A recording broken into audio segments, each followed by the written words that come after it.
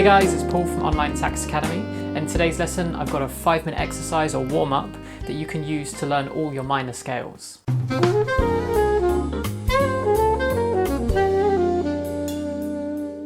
So before we get started, there's a link down below where you can get yourself the free PDF that accompanies today's lesson. And along with that, there's also a free backing track that you can download. Now I'm going to be demonstrating this exercise on the alto saxophone. So if you play tenor saxophone, or maybe you're a concert pitch instrument, like maybe a flute, then I've also got some transposed backing tracks for B-flat instruments and also concert pitch instruments as well. All of that's available for free in the YouTube library at onlinesaxacademy.com. Now before we jump into playing the exercise, some of you may be thinking, well, which kind of minor scale? Is he going to do the harmonic, the melodic, Dorian, the natural? And some other people might be thinking, what do you mean there's different kinds of minor scales? So to answer the first question, in this video I'm going to be demonstrating this exercise with the harmonic minor scale. But I have also put together the PDFs and the backing tracks for the melodic minor, the Dorian minor, and the natural minors as well. And all of that is available for premium members at onlinesaxacademy.com. All you have to do is click on that premium content button, and then you'll be able to download those 3 other exercises as well. Now to answer that second question,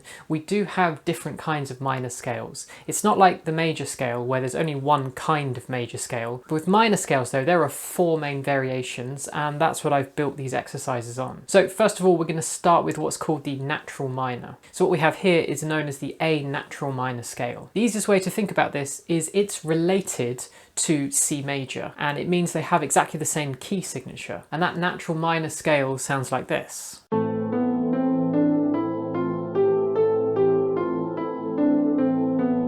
Now this is the fundamental scale that we're going to start to play around with to create our other 3 different kinds of scales. Now all we need to do to create a harmonic minor scale is take the 7th note and raise it by a semitone, sharpen it up. So we end up with a G sharp here. And that scale sounds like this.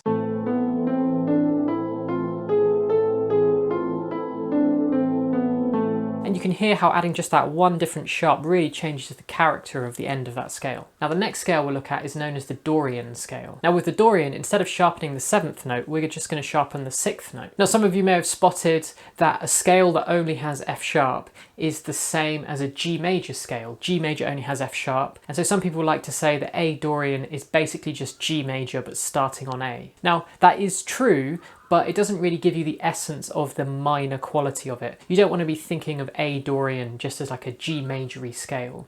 You want to really hear that minor sound, and that's really created by the fact that A is our home note. So I much prefer to think of my Dorian scales as basically the natural minor but with a raised 6th. And this Dorian scale sounds like this.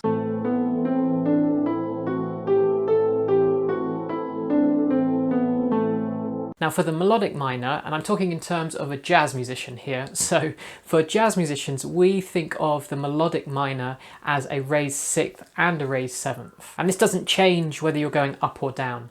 In the classical world, the way melodic minors are taught is you'll go up this scale with a raised 6th and 7th, but then you'll actually come down the natural minor. But for jazz musicians, we think of this melodic minor scale as its own thing. So the sharpened 6th and 7th stay on the way up and the way down. And this is because this scale can be used to improvise with. So when you're improvising with this sound, it doesn't matter whether you're going up and down. It's these set of notes that create this particular kind of melodic minory sound.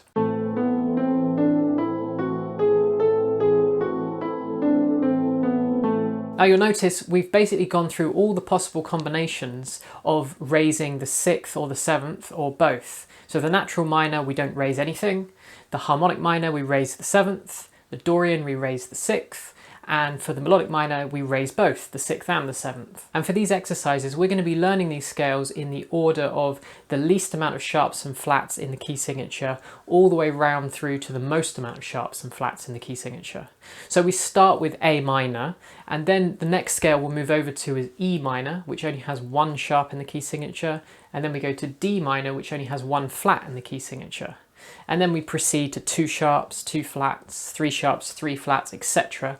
until we get right around to 6 sharps or 6 flats, however you want to think about it. When we get round to the scales that have quite a few sharps, you'll notice there's some unusual sharps. So for example, in F sharp minor, you'll see there's an E sharp. E sharp is basically another way of saying F natural. The reason why we spell it as E sharp is because when we're creating a scale, we want to have one of each of the 7 letter names. And since this scale is called F sharp minor, the first note is F sharp, we can't have another kind of F in that scale. So we don't have F sharp and F natural, but instead we have the F sharp and the E sharp. When you get to some scales with even more sharps, like for example G sharp minor, you'll see this little X symbol, which is known as a double sharp. So here we have F double sharp, which basically means this note was F sharp because of the key signature, but now we're raising it again, so we're sharpening a note that's already sharp, and hence the double sharp. So all you have to do is think, okay, what's one semitone above an F sharp, and the nearest note above is G. So F double sharp is the same as the note G. Now the good news is for all 4 of these kinds of minor scales, because the first 5 notes are the same for all of them, it means that the arpeggio or the triad is the same for all 4 scales. Now we're going to be playing each of these scales just as a 1 octave range, and we're going to go up and down, and then we'll go up and down the arpeggio.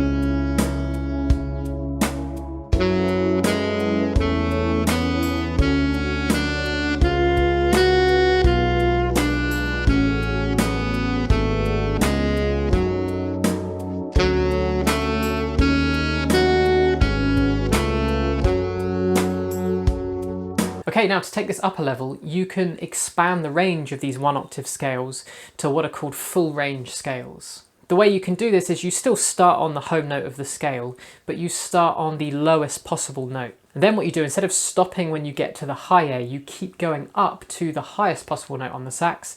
In this case, that will be an F. This is of course not going into the altissimo range. And then you make your way back down, and instead of stopping on the A, we now keep going down past the A until we hit the lowest possible note on the saxophone from within this scale, which in this case would be a low B. And then we climb back up again before finishing back on our home note A. And over at Online Sax Academy, if you head over to the shed, you'll see I've got all of these types of minor scales and major scales as well, written out as full range scales. And they're also in the same order as this exercise, going from the least amount of sharps all the way through to the most. Alright, so that's it for today's lesson. Don't forget to grab your free transposed backing tracks if you play tenor or concert pitch instrument, and you've got that free PDF as well so you can print out and follow along. Let me know in the comments how you got on with this exercise, and if you're new to the channel, don't forget to hit subscribe, and I'll see you guys next week.